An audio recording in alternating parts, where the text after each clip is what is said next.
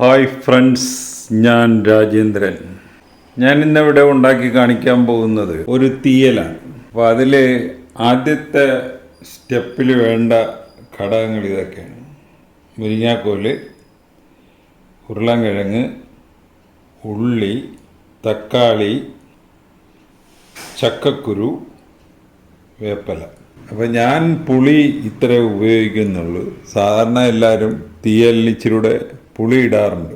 ഞാൻ ഈ തക്കാളി മാത്രമേ ഉപയോഗിക്കുന്നുള്ളൂ. അപ്പോൾ ആദ്യത്തെ സ്റ്റെപ്പ്, ഒരു കടായി അടുപ്പത്ത് വെക്കുക, അതിൽ കുറച്ച് എണ്ണ ഒഴിക്കുക. നമ്മൾ എടുത്ത് വെച്ചിരിക്കുന്നതിൽ തക്കാളി ഒരിച്ചിരി കഴിഞ്ഞിട്ടിടാം, ബാക്കിയെല്ലാം ഇപ്പോൾ ഒഴിക്കും. എന്നിട്ട് സിമ്മിലിട്ട് മൂടി വെച്ച് കുറച്ച് നേരം വേവിക്കുക.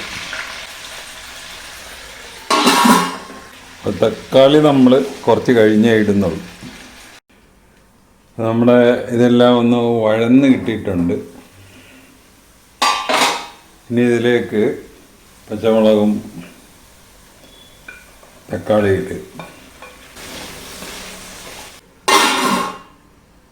കുറച്ച് നേരം കൂടെ മൂടി വെച്ച്, ഇപ്പോൾ പച്ചമുളകും തക്കാളി ഇട്ട് കഴിഞ്ഞ് കുറച്ച് നേരം കൂടെ ഒന്ന് മൂടി വെക്കുക. അടുത്ത സ്റ്റെപ്പിലേക്ക് വേണ്ട ഇൻഗ്രീഡിയൻസ് ആണ്: ഒരു തേങ്ങ, 3/4 തേങ്ങ, അതിൻ്റെ പീരയാണ് എടുത്തിരിക്കുന്നത്. വലിയ തേങ്ങ ആണെങ്കിൽ ഒരു മുറി തേങ്ങ മതി. ഇതിപ്പോൾ അത്ര വലിയതല്ലായിരുന്നു, അതുകൊണ്ട് ഞാൻ 1.5 മുറി എടുത്തിട്ടുണ്ട്. പിന്നെ 1 ടേബിൾ സ്പൂൺ മുളക് പൊടി, 1 ടേബിൾ സ്പൂൺ മല്ലിപ്പൊടി, 1/2 ടീസ്പൂൺ മഞ്ഞൾപ്പൊടി, ആവശ്യത്തിന് ഉപ്പ്. അപ്പോൾ ഇത് നല്ല ബ്രൗൺ കളർ ആവും വരെ ഒന്ന് വഴറ്റിയെടുക്കണം. അതാണ് ഇതിൻ്റെ അടുത്ത സ്റ്റെപ്പ്. നമ്മൾ എല്ലാം വെന്തോ എന്നൊന്ന് നോക്കണം. ചക്കക്കുരു വെന്തിട്ടുണ്ട്, അതുപോലെ ഉരുളൻകിഴങ്ങ് വെന്തിട്ടുണ്ട്. അപ്പോൾ എല്ലാം വെന്തിട്ടുണ്ട്. അപ്പോൾ നമുക്കിനി ഇത് മാറ്റിയിട്ട് തേങ്ങ വഴറ്റണ ആ സ്റ്റെപ്പിലോട്ട് കിടക്കാം. അപ്പോൾ നമ്മളിവിടെയൊന്നും ഹൈ ഫ്ലെയിമിലൊന്നും ഇടരുത്.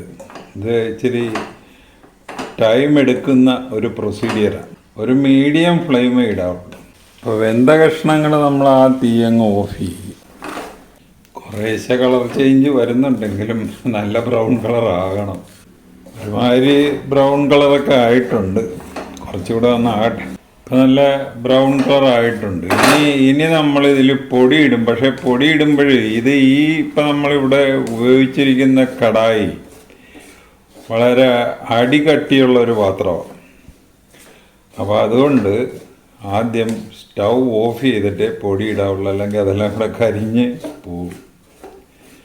അപ്പോൾ ഇതിൽ മല്ലിപ്പൊടി, മഞ്ഞൾപ്പൊടി, മുളക് പൊടി, പിന്നെ ആവശ്യത്തിന് ഉപ്പ്.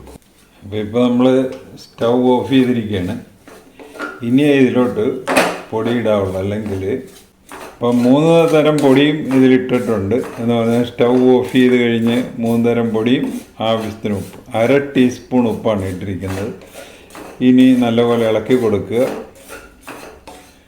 അപ്പോൾ ആ പച്ചമണം പോകും വരെ ഇളക്കുക.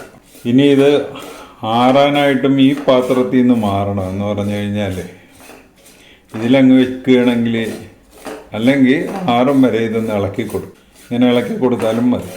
നമ്മളിത് ഒന്ന് അരച്ചെടുക്കാൻ പോകും. അടുത്തായിട്ട് ഒരു 3/4 കപ്പ് വെള്ളം അടുപ്പത്ത് വെക്കുക, തിളപ്പിക്കാനായിട്ട് വെക്കുക. നമ്മൾ പൊടി ഇതുപോലെ പൊടിച്ചെടുത്തിരിക്കണം, ആ വറുത്ത തേങ്ങ.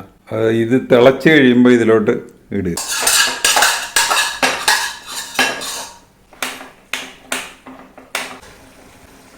ഇത് നമ്മൾ ഇതിലോട്ട് ഇടുക, ഈ അരപ്പ്.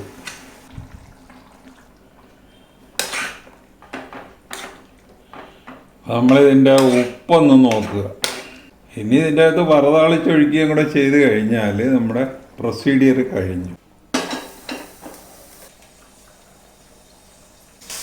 കടുക് പൊട്ടിക്കഴിഞ്ഞാൽ അതിലേക്ക് വേപ്പിലയും പച്ചമുളകും ഇടുക.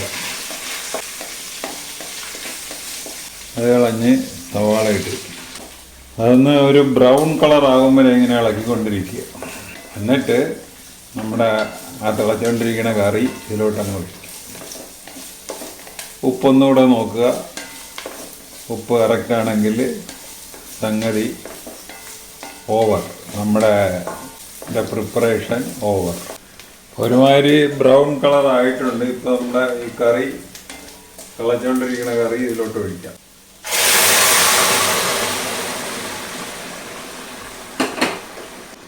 അപ്പം ഇതിൽ എല്ലാവരും സാധാരണ ഒഴിക്കുന്ന ഇച്ചിരി പുളി വെള്ളം ഞാൻ ഒഴിച്ചിട്ടില്ല. അത് ആവശ്യമുള്ളവർക്ക് ഇച്ചിരി പുളിവെള്ളം ഒഴിക്കാവുന്നതാണ്. ഞാൻ ആ ടൊമാറ്റോ മാത്രമേ ഇട്ടിട്ടുള്ളൂ.